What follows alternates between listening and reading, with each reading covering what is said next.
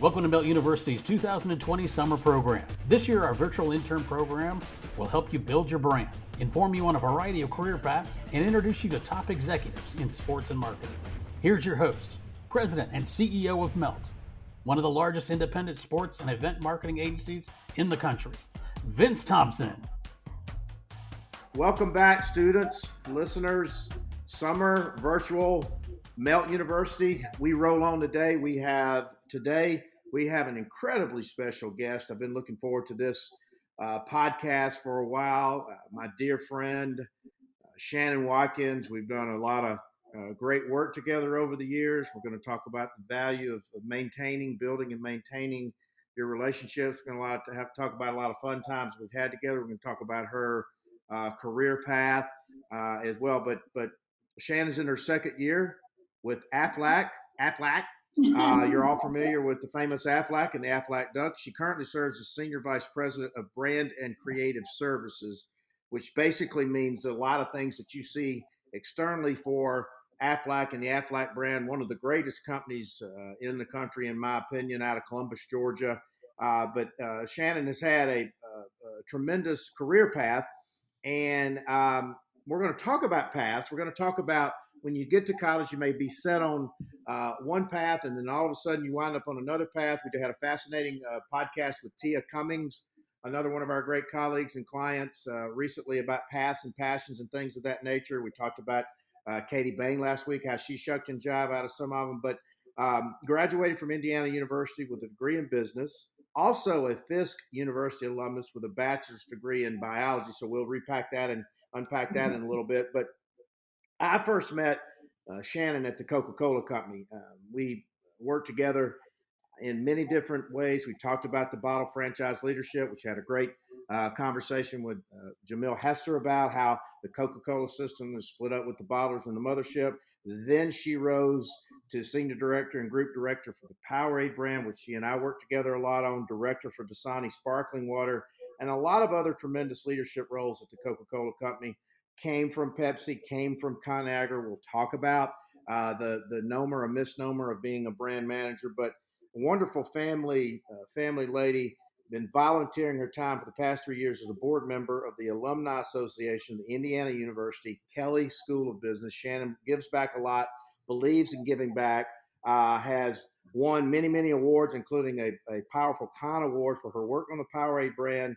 She's been identified as a woman to watch from Brand Innovators and a recipient of the Kelley Brand Leaders Award from Indiana University. And I want you to follow her on LinkedIn. She's got a lot of tremendous press. She's got a lot of tremendous positive impressions out there. Very active on LinkedIn. We talk about LinkedIn a lot. But Shannon Watkins, we are so delighted for you to join students of Melt University today. No, I am excited to be here, and thank you for the opportunity. Well, I want you to tape that introduction and share it with your family when they wonder what you're doing sometimes, and put it on there. So, but we've broken bread many times together. But we talk about we've had a lot of talks about career, and we've talked about passion and those types of things. But what I'm fascinating about, and we talk to our students a lot about, is when you first got to college, what was on your mind as related to a path or a passion? Because we talk about, pursuing your passion with zeal in spite of anybody talking to you about it or not, and sort of talk about originally this passion, because you've got a huge job, one of the most iconic brands in America. But where did all this start? Yeah, I have a very, very non-traditional path to doing what I'm doing. And if you would have asked me 20 years ago if I would be sitting in this seat today, I'd say absolutely not. I feel that everything that I've done has led me to this place. And I feel like I'm finally at home, if that is a place that you can be anywhere in corporate America. But I feel like I finally found my lane. But when I think about, going into school, I was maniacally focused on being a doctor. I was biology pre-med the entire time. And really, through my matriculation at Fisk, realized that science was not all it's cracked up to be. I like to talk. I'm a very high energy person, and many hours in the lab did not feed my soul. And so at the last minute, I decided not to go to medical school. And I was sitting, in my dorm room, and I got a knock on the door that Procter and Gamble was on site interviewing. And I had no idea who Procter and Gamble was. Later to find out that they have some of the most iconic brands in the world, like Tide and Downy, but I had no idea who they were. And I just wound up going to the informational session and wound up taking a test, and got invited on campus in Cincinnati to interview for a spot and wound up getting a spot at P&G. The role that I served was the middleman between the R&D group and the brand group. So it was called products research at the time. It was a good spot for me because I was able to leverage everything that I learned in the biology space, but it also gave me exposure to this whole new world called brand management. I had a lot of people at P&G who, quite honestly, just let me tag along. They let me tag along to consumer research. A young lady named Andrea Freeman at the time. People let me go to TV shoots. And I just remember saying, I don't know what it took for them to get here, but this is what I want to do. From there, I knew they told me that, you really need to go back to business school. So I studied for the GMAT and wound up going to Indiana University. It's very close to Procter and Gamble, and that school felt like home for me. And from there, I've been living and breathing brand ever since. But if I think back and to answer your question on passion, I've always found that I am equal left and right brain. I get energized by the numbers, but I also get an extreme energy rush from the creative side of the house, using creativity, thinking outside of the box. And so that's really why I feel that I was always supposed to be doing this job. I just didn't know it 20 years ago. Well, so you make a couple of interesting points, but let's step back because I talked to the students and the listeners about taking the shot. I was able to take that shot at Auburn, my first lecture, sports information, but you got this knock on the door. Mhm. What if you had decided, hey, I'm going to go get a bite to eat, or I'm going to go hang out with my friends or get a workout in, but instead you took that shot, which got you on that path. Talk about the importance to our kids about taking that shot. Yeah, I think when I think back to myself coming out of Fisk University, I was fearless. I would talk to anyone about anything. I would get advice from a lot of people, and I spent a lot of time listening. At Fisk, they taught this principle of the Navajo way and making sure that you listen twice as much as you talk. But I spent a lot of time listening to people about their careers and really saying, hey, would you mind if I tag along? And it's through those experiences that I was able to navigate, because brand management isn't something that a lot of people talk about. You see commercials Mhm. on TV all the time, but you don't hear people talk about what it means to be a brand manager or someone in the creative space.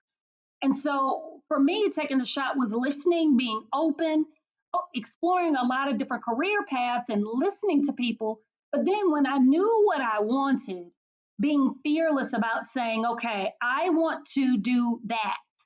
And what does that require? And when, they told me at Procter and Gamble that if you really want a career in brand, it's going to require you to go back to business school, I was shocked because I was like, okay, I just finished all this school. I'm tired of school. Do I really have to go back? And the answer to that was yes.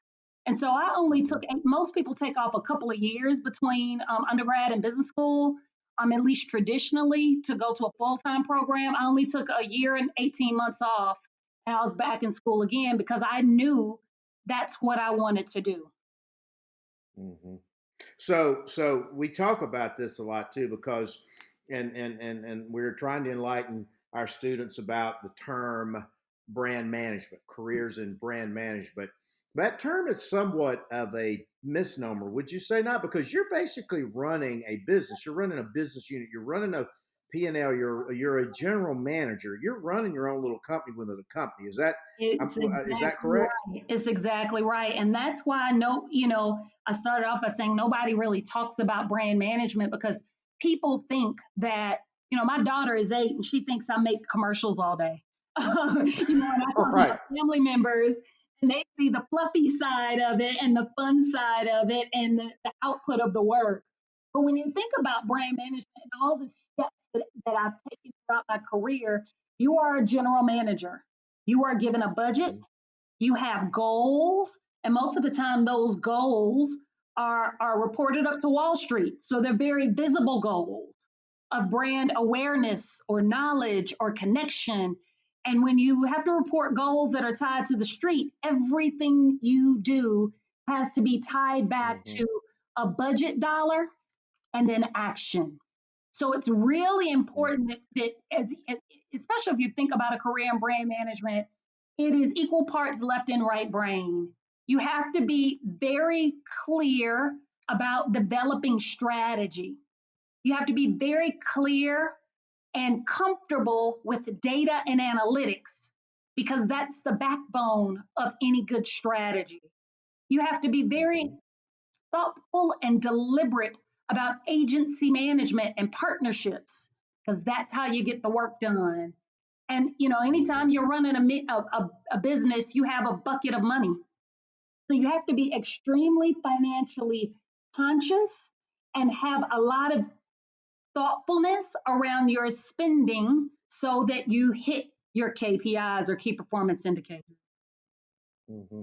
Yeah, so we talk a lot, kids go, they sort of get enamored with now, and we're going to get to this in just a little bit because, my book coming out is, building brand you, and we're going to talk about your brand you and your brand attributes. But I want to go back to a couple things that you said that sort of struck in my mind is that you went to college, you were very focused on going to medical school.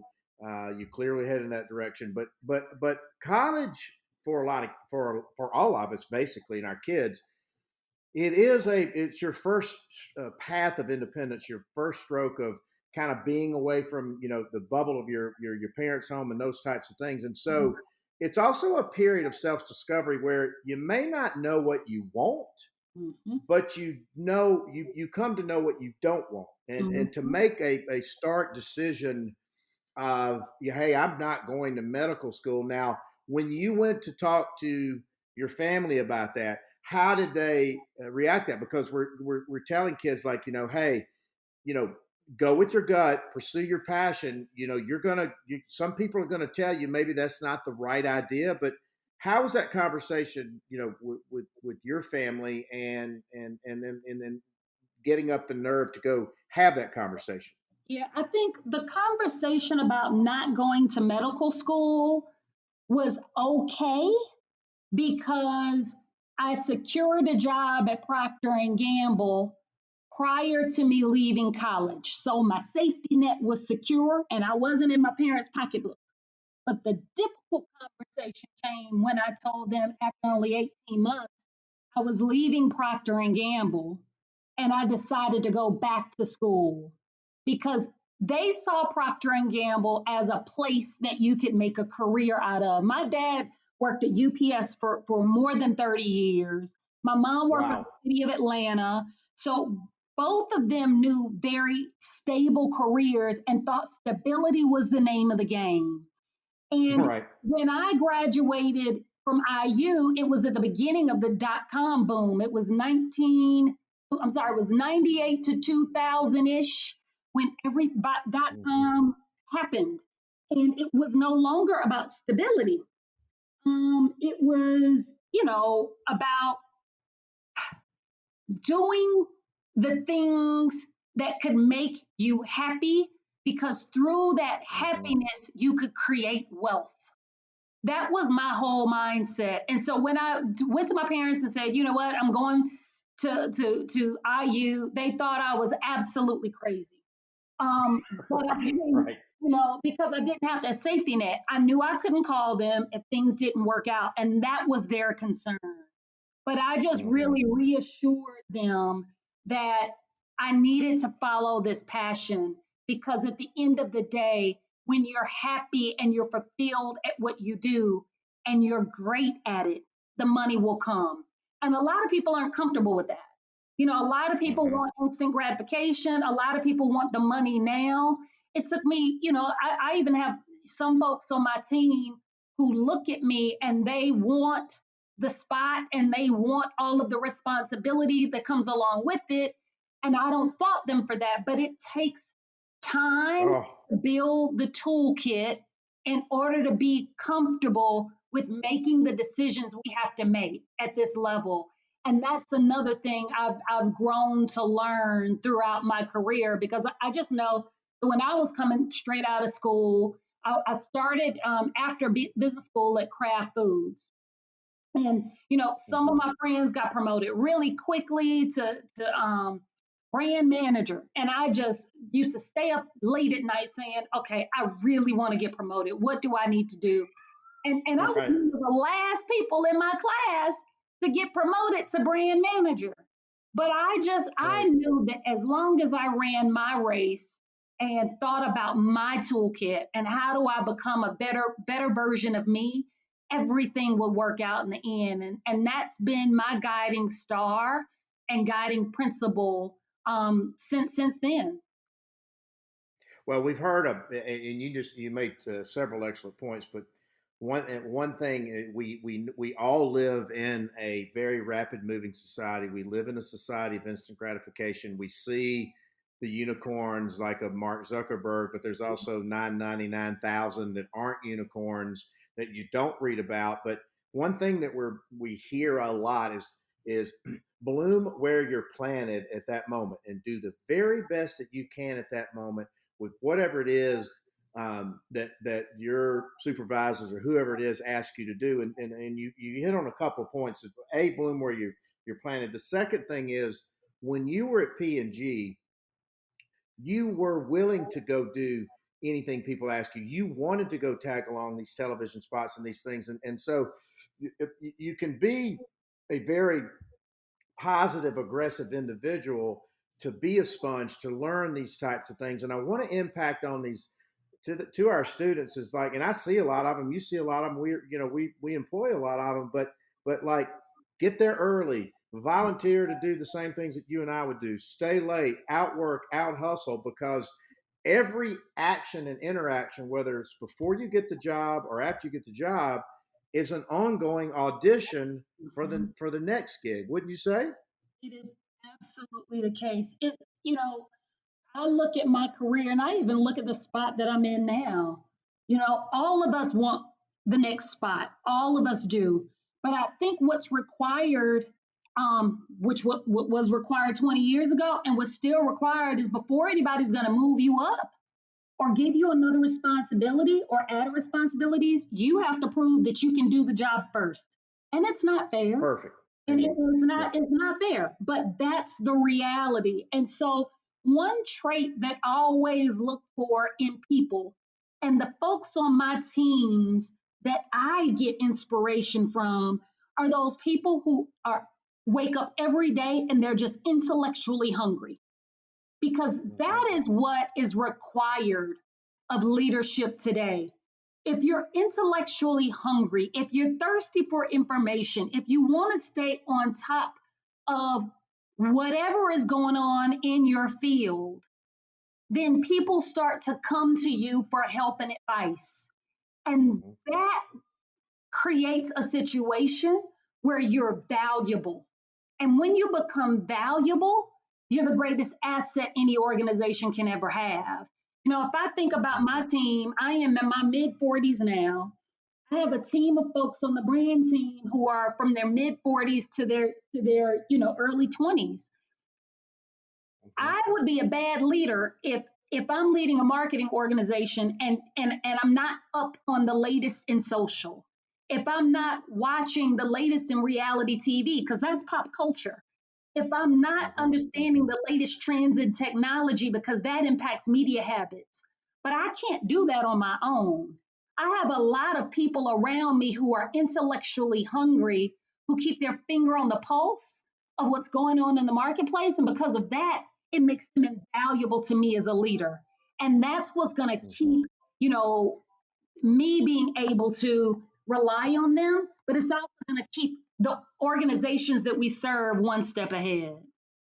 Well, and you hit on the intellectually hungry, and and we hear the term continue to be curious, stay curious, be knowledgeable, be informative, stay on top of trends, and because that information is a fingerprint at their fingertips, and then supply and provide that information to their peers and to their bosses, because you never know now where a big idea is going to come up. And Shannon, you come back to the term that your parents use and my parents use, the stability. Like, you could stay at a UPS or a Procter & Gamble for 30 years. We know that that is absolutely the exception, not the rule anymore. But if you see if you get a resume or a potential employee, what's a red flag about them moving around or jumping around?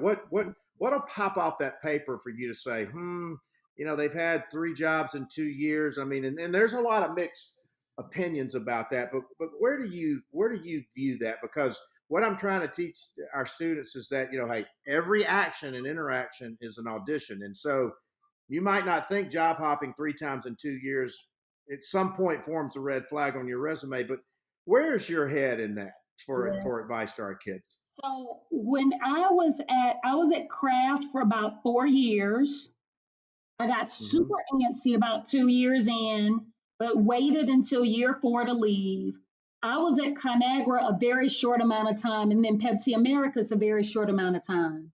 And when I got Mm-hmm. to Coke, I knew I needed to stick and stay because I got very early career advice that it's not good to hop around. And I'm going to tell you from my experience at Coke, I understood why.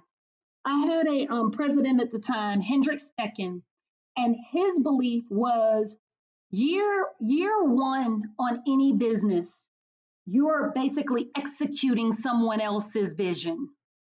Year Mm-hmm. two on any business, you get to craft your own vision. And it's not until year 3 that you really get to see if your smarts were able to make a footprint or a thumbprint on the lifespan of a business or a brand that you're supporting. And so Mm-hmm. I didn't get that really until I got on Powerade. After 18 months, I was itching to get off.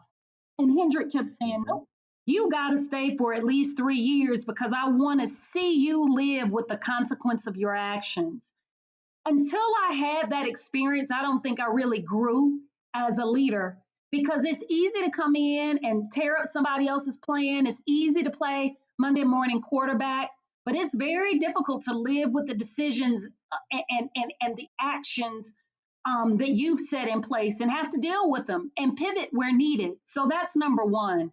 I think 3 years, that's when you really get to see what you're made of. I also think it's something behind being at a company where they believe in you enough to promote you. It's Mm-hmm. easier, especially when you're junior in your career, to go to another company to get a promotion. It's much easier to do that. It's Mm-hmm. very, very hard to get promoted at a company that you're already at, but it means more in my opinion because you've proven your worth and they're willing to lean in and give you more responsibility and pay you more money. And that's really what I look for.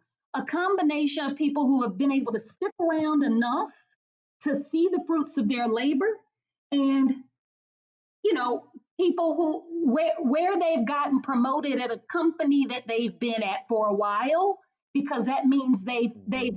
they've created value for the organization that they're in.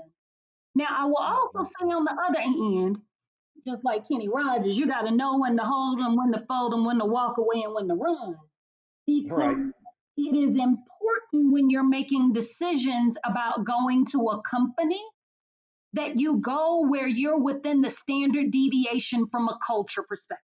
What does that mean? Mm-hmm. That means it's smart people everywhere. You can do a job anywhere, but where you're gonna really be able to fit in is where you are within the standard deviation of a company's culture. If you come in and you love rocking a mohawk and wearing flip flops, and you're at a company that only wants you to be at a desk in a suit, you're not going to last very long. And it's not because Right, you're not right. capable or because you're not smart, but you got to find the cultural fit, especially as you go more senior in your tenure, Right. any organization or any job, because that's going to create sticking and staying power for your smarts to be able to show up. Mm-hmm. Well, you just and students, I hope you listen to what Shannon says, and I hope you go back and listen to this, and because she hires a lot of great bright people. I hire a lot of great bright people, but you'll see 6 or 9 months in, particularly a younger generation, they're benchmarking with one another constantly on a daily basis. Well, my job's this and my job's this. And it creates what I think, Shannon, is somewhat of a false illusion that there's green grass everywhere they're going to go. And Mm-mm. there's really no such thing as green grass, because I see these kids hop and hop and hop and hop. And I'll go, God, you were only here 6 months. You're only here 9 months, 12 months. You were so close to getting to the next level. You were so close to getting more assignments. You're so close to getting, a promotion and working on some bigger and better things. Only particularly when you're in your 20s, it's almost one step forward and two step back. So I'm glad that you were able to you're able to articulate that, because like I said, to your point, it's got to be a cultural fit. Sometimes things don't fit, but there's also something to be said for grinding it out. You're gonna, your first 1, 2, 3 jobs in life, you're in the new tumble cycle.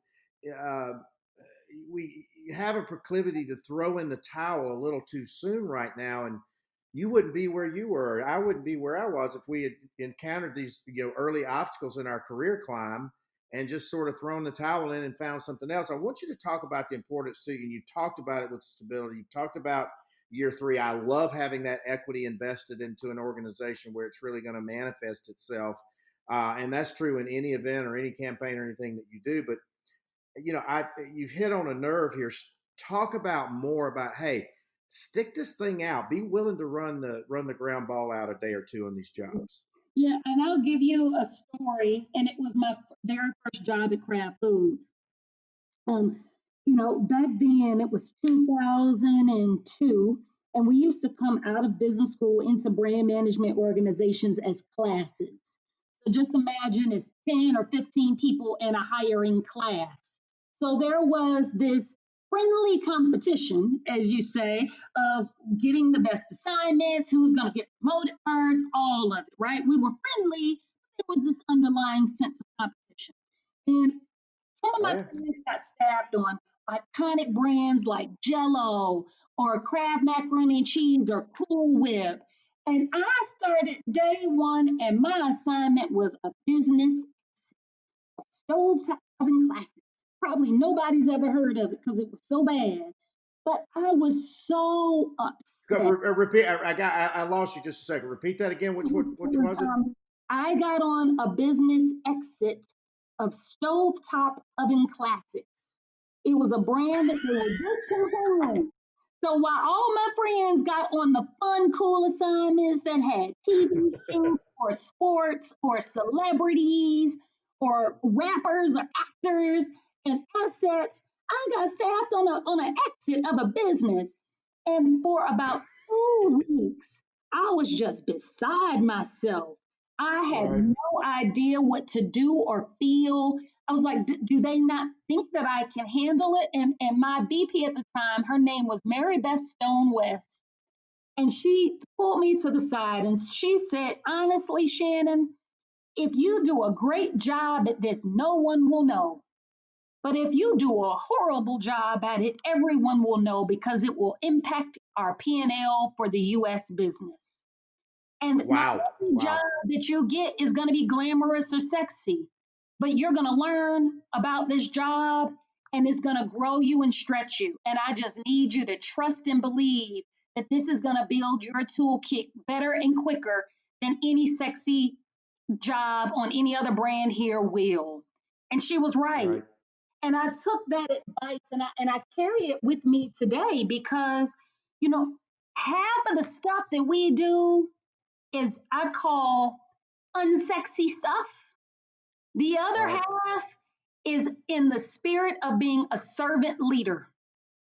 A lot, only the small amount of the work comes out that's sexy, that has celebrity tied to it or a big asset tied to it.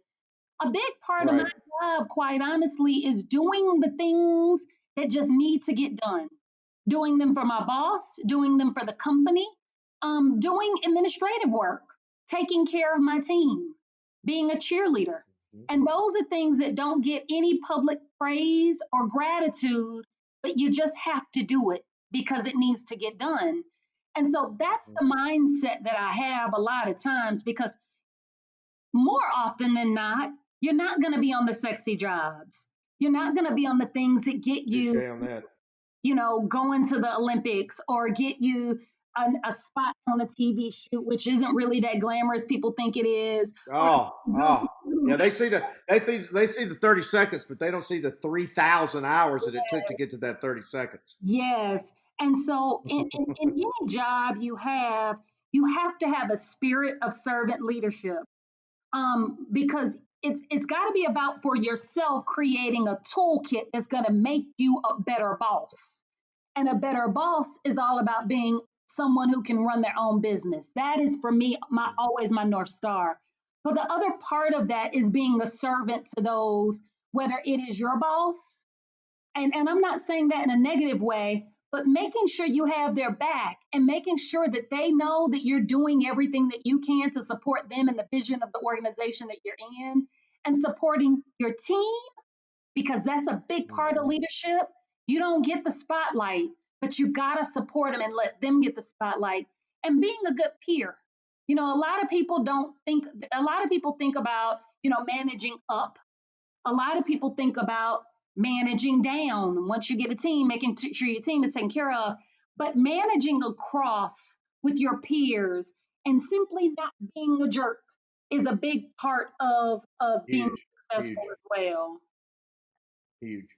Well, and everything you're saying is so spot on. And so part of our thematic this summer, and like I said, part of our thematic of the book is building brand new. And so I'm going to sort of ask you a multi-pronged question. One, I want you to unpack and talk about the value of mentors. Two, I want you to talk about the value of building and maintaining relationships and helping these kids get started early in that. And you and I are sort of a testament or a poster child to um, the value of building and maintaining relationships. We'd had great working relationships together in Powerade and the Coca-Cola Company.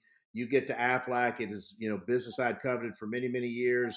I call you up, you call me up, we're talking, you say, hey, Shannon, what can I help you do to build the business, advance the business? You say, hey, I'm thinking about doing some things in college sports. What are your thoughts, et cetera? And we'll get on that in a minute. And then the third thing is that what catches Shannon Watkins's eye on a LinkedIn, on a resume, on a come out in an email. So the value of relationships, value of mentors, and what catches your eye in this fast moving process? Mhm.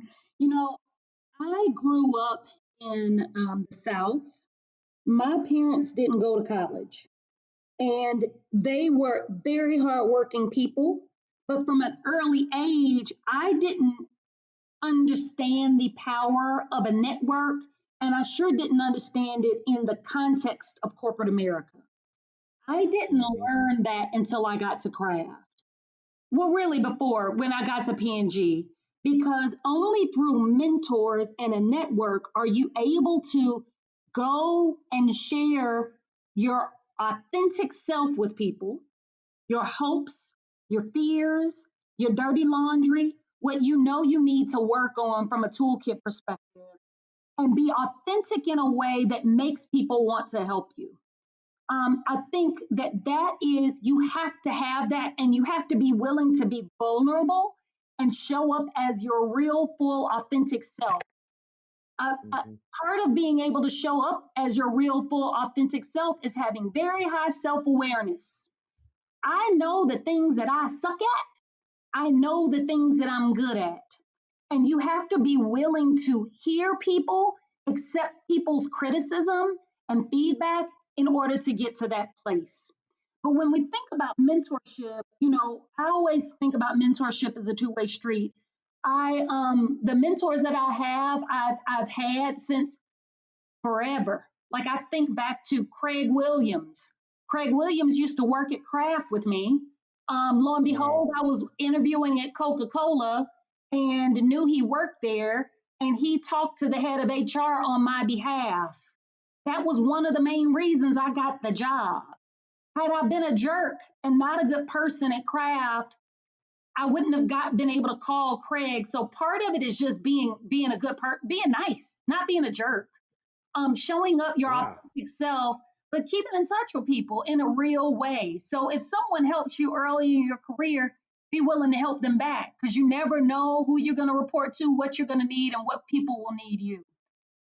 So that's what I was going to say, my old man used to say the ball turns 24/7. It's 24 minutes and 7 seconds now. It moves so fast. And to our listeners, we've talked about him, but Craig Williams was at Coca-Cola, ran the McDonald's account for Coca-Cola, biggest account at Coca-Cola, and now is the president, CEO of the Jordan brands. We're trying to get him on the podcast as well. But what Shannon is talking about, has she been a jerk to Craig Williams many, many years before that? When she went to Coke, she wouldn't have had this advocate in place who gave her the advocacy and every kind where it helps to get that job. So the value of mentors, the value of maintaining relationships, always treat people really well.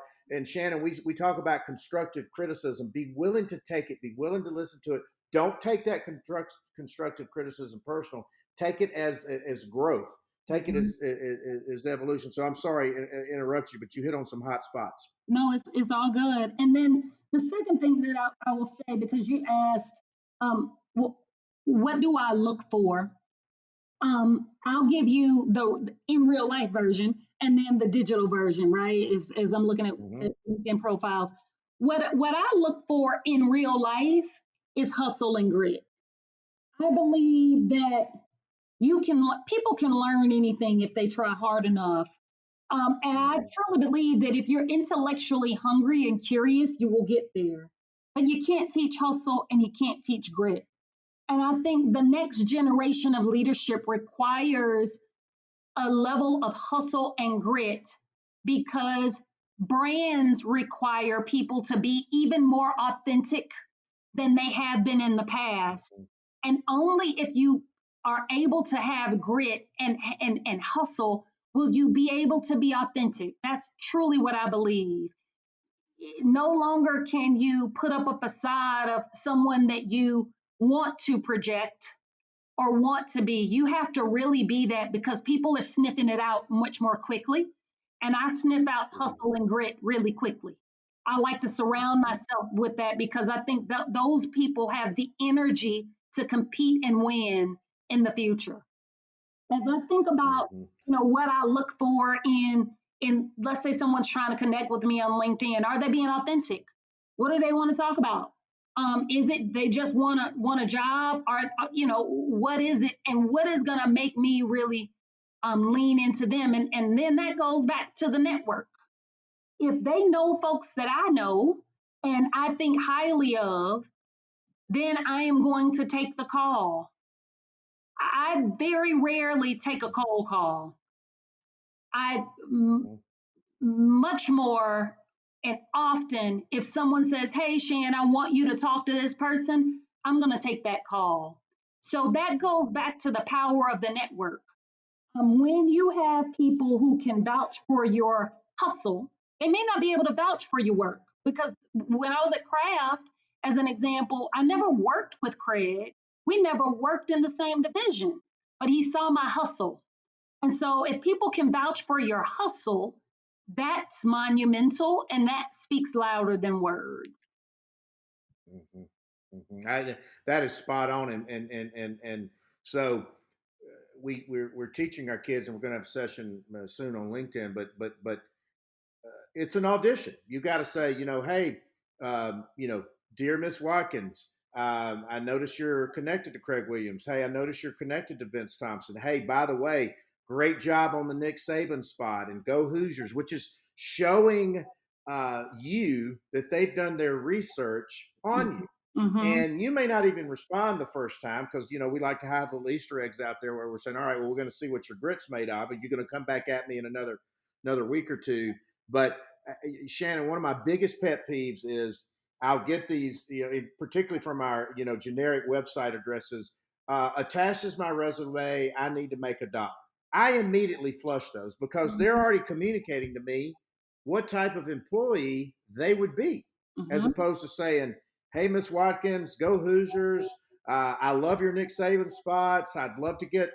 I read your op-ed, or I saw where you were honored. I mean, they're beginning to communicate a forward lean into an audition with you. But so let's transition to something fun. I mean, if you think about it, and even a few years ago, if somebody just said, hey, Shannon, you will be in charge of one of the most iconic brands in the country and in the world. If you think about Ronald McDonald, you think about the Chick-fil-A cows, you think about the Aflac duck. So there's a couple of things. Talk about, how you felt. You're like, wow, I'm going to be the brand steward of this giant, iconic figure in branding and advertising. No pressure. What if I mess up the duck? I mean, talk about your experience in there, and then we're going to talk. We got a fun story to tell on each other, but talk about that because that's everybody knows who the Aflac duck is, but that also brought along challenges with it, did it not? Absolutely. I wake up every morning happy, to be honest with you, All right. because I feel like I am truly blessed and fortunate to be sitting where I'm sitting because I know that that doesn't come often or easy, and especially as an African American female, Mm-hmm. having the responsibility. I'm just grateful. And so as I think about the Aflac Duck, Dan Amos is the Aflac CEO. He's been CEO for 30 years. He's been at the company for 45 years, and he's just a truly awesome guy. He and my Mm-hmm. president, Teresa White, they trust me. They expect me to take measured risk using data to drive my decisions, but they trust the experiences that I have had will help me make good decisions. And that's the Mm-hmm. stage and place that I am truly fortunate about, and why I feel so blessed every day coming to work. Because had I skipped any of those steps, had I skipped working on new products, had I skipped executing TV spots, had I skipped working on partnerships and sponsorships and exiting businesses and really hard turnaround businesses, would I be prepared with my toolkit to run this great iconic brand? So for that, I'm Mm-hmm. forever grateful and blessed. I when I came to Aflac is in the insurance space, and insurance people are very risk averse. And since I've been Shall we say conservative by very nature? conservative, and if anybody knows me, I'm not. I'm not conservative at Mm-hmm. all. But I've learned and I've really adapted, especially since I've been here. I've adopted Dan Amos's three principles of risk management. He went to UGA and he majored in risk management. His principles are: number one, don't risk a lot for a little. Number two, don't risk more than you can afford to lose. And number three, consider the odds. And since I've been at Aflac, I've taken the toolkit that I've had, but I've also layered on Dan Amos's three principles of risk management. And that's the lens by which I make business decisions. Don't risk a lot for That, that, people. Don't risk more than you can afford to lose, and consider the odds. And so that's really how I approach business and decision making today. well, I mean, and like I said, Dan Amos is one of the most iconic, business people, in America. Great guy. Also, as I understand it, was the creator or the inventor of the duck. So really, no pressure coming in.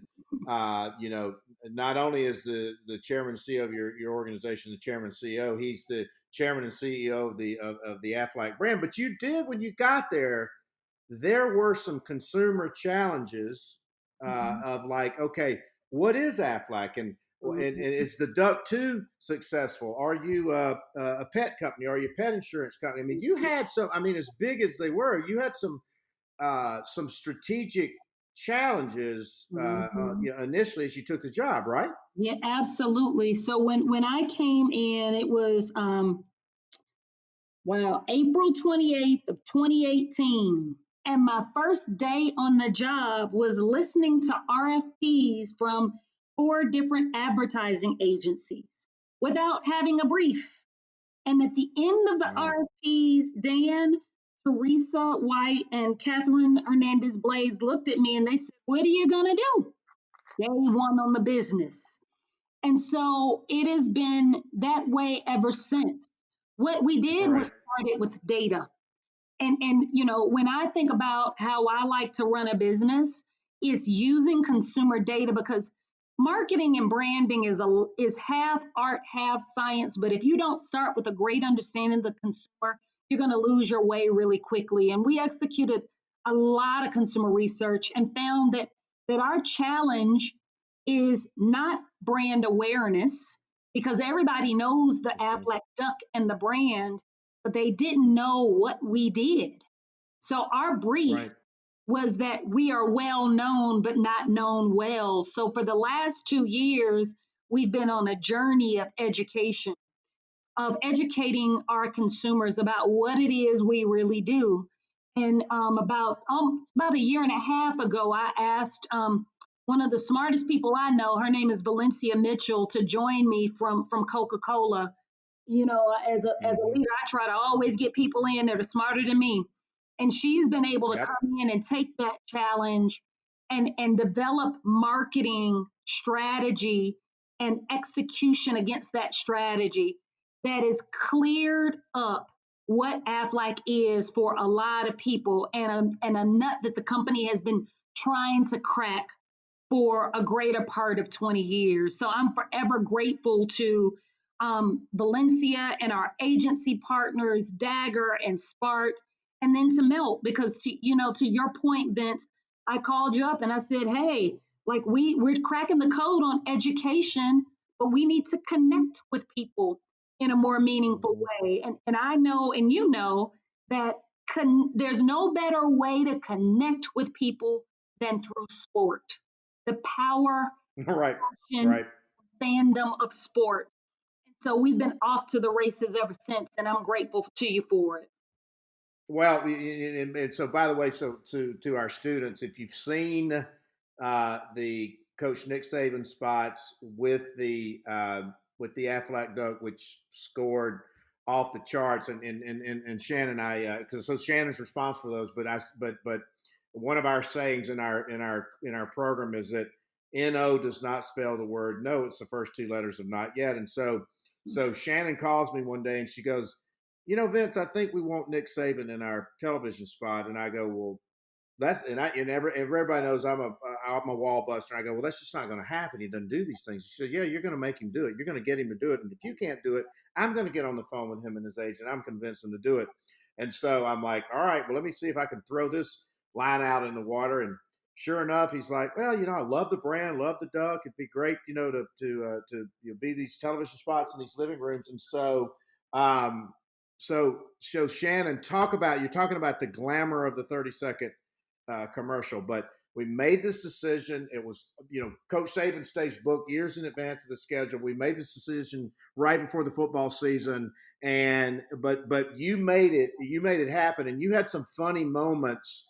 Um, Shooting your spots with Coach Saban, the one with the famous rings and all that. But talk about the power of not taking no. Talk about how you take that NO and it's not yet, but because Nick Saban did 2 commercials or 3 before we convinced him to do it, Coca-Cola, Ford, and Regions Bank, but they did so well. And it wasn't about Nick Saban being the coach; it was being about the greatest recruiter of all time. And she convinced him to wear that blue jacket, not a crimson jacket. So talk about your experience on that a little bit.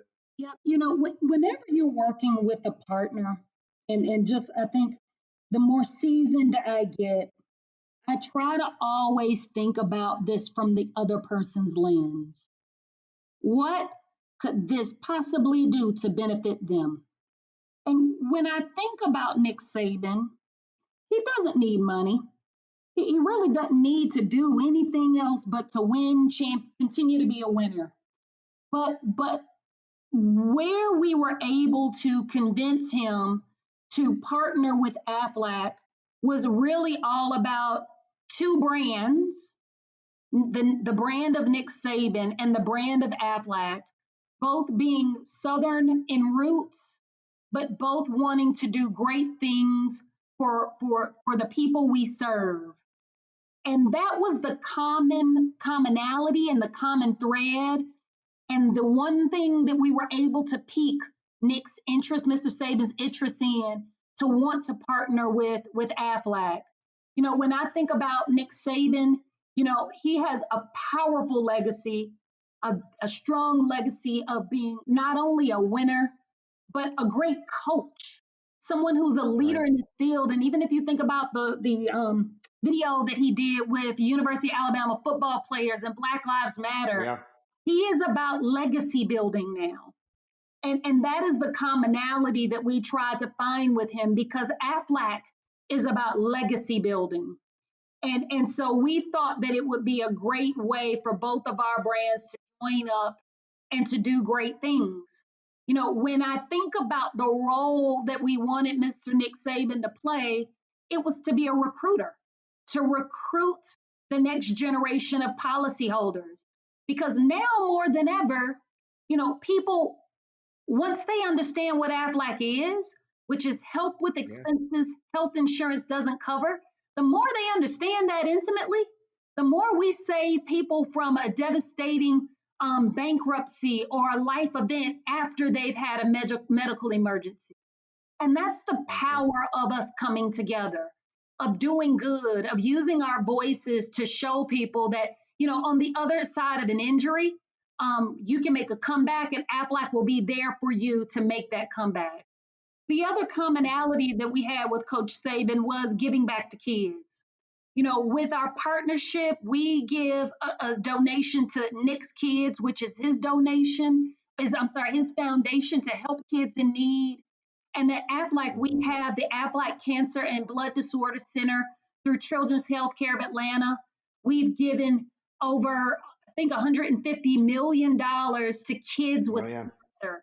And so that's another common bond we had, which made the partnership that much sweeter, I think, for us to want to share in an experience with Coach.